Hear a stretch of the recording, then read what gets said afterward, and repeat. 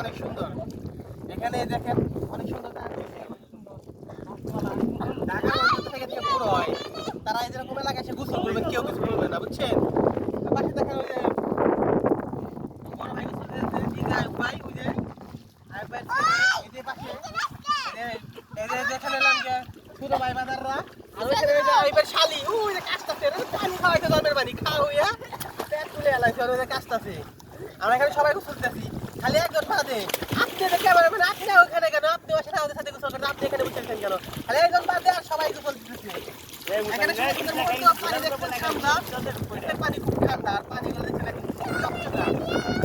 আমাদের নদীর পানি নষ্ট হয়ে গেছে, আর এই পানিগুলো দেখছেন, কারণ এখানে এক একটা গার্মেন্টের পানি দিয়ে নষ্ট করে ফেলাইছে, আর এটা কত সুন্দর। তাহলে এখানে গোসল দিতেছি, ভালো একটা টোটাল ফিল করতেছি।